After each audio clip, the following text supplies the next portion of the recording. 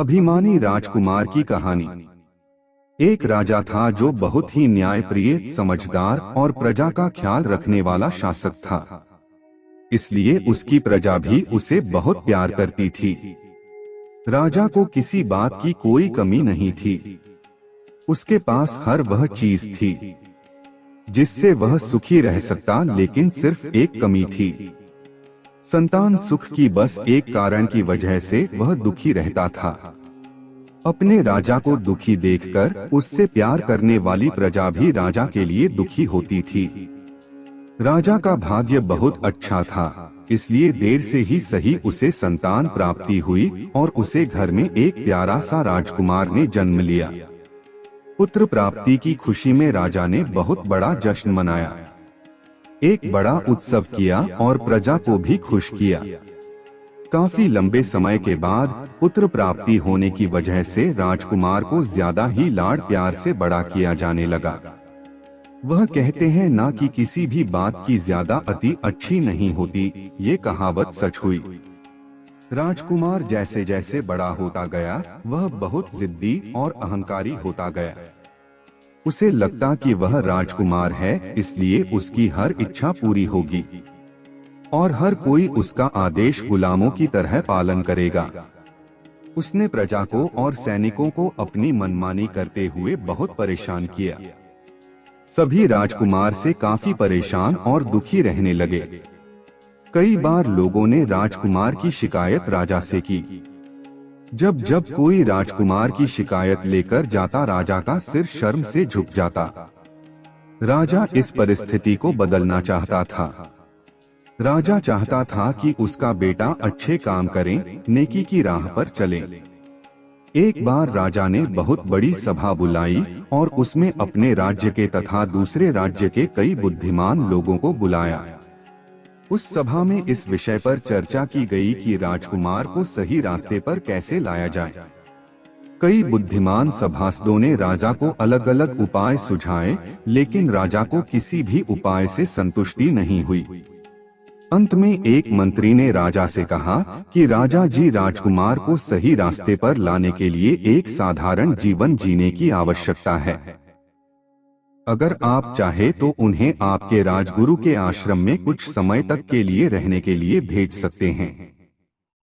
मैंने सुना है वहां से जानवर भी इंसान होकर निकलते हैं।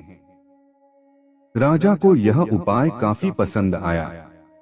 राजा अगले ही दिन राजकुमार को लेकर अपने राजगुरु के आश्रम पहुंच गए। राजा गुरु से अकेले में मिले और उनसे राजकुमार के बारे में सारी बात बताई। राजा की बात सुनने के बाद राजगुरु ने राजा को आश्वासन दिया कि अगली बार जब वो राजकुमार से मिलेंगे तो बहुत खुश होंगे। राजा राजकुमार को वहां पर छोड़कर अपने राज्य वापस लौट गए। उसी दिन से राजकुमार का आश्रम जीवन शुरू हो गया। गुरु ने राजकुमार को आश्रम के सारे नियम बता दिए।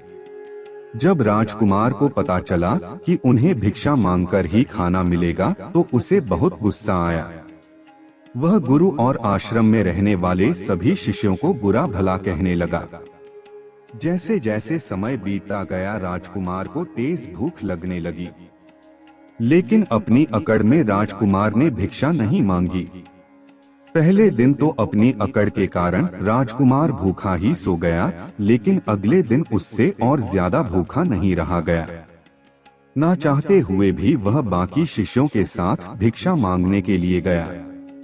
राजकुमार की खराब वाणी की वजह से उसे कोई भिक्षा नहीं देता।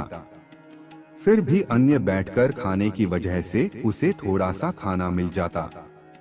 धीरे धीरे राजकुमार की वाणी मीठी होती चली गई। एक महीने बाद उसे अच्छी भिक्षा मिली और उसने भरपेट खाना खाया। धीरे धीरे आश्रम के बाकी नियमों की वजह से राजकुमार के व्यवहार में बहुत ज्यादा बदलाव आया। गुरु ने देखा कि अब राजकुमार में अच्छा बदलाव आ चुका है और उसके अपने राज्य वापस जाने का समय भी आ चुका है। इसलिए राजकुमार को अपने साथ लेकर वह सैर पर निकले। रास्ते में गुरु ने राजकुमार को एक बगीचे में गुलाब तोड़ कर लाने के लिए कहा। राजकुमार गुलाब तोड़ कर ले आया। गुरुजी ने उसे गुलाब सूंघने के लिए कहा और पूछा कैसा लगा। गुलाब को सूंघते ही राजकुमार के चेहरे पर मुस्कान आ गई। राजकुमार ने गुलाब की खुशबू की बहुत तारीफ की। फिर गुरुजी ने उसे नीम के पत्ते तोड़कर लाने के लिए कहा। राजकुमार जैसे ही नीम के पत्ते तोड़कर लाया, गुरुजी ने उसे वह पत्ते खाने के लिए कहा। नीम के पत्ते मुंह में जाते ही राजकुमार का मुंह कड़वा हो गया और उसने तुरंत थूक दिया और इधर उधर पानी तलाशने लगा। ये सब देखकर गुरु मुस्कुरा रहे थे।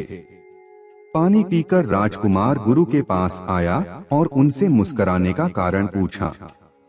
गुरु ने उसे समझाते हुए बताया कि तुम भी अब तक इस नीम के जैसे कड़वाहट लिए बैठे हो।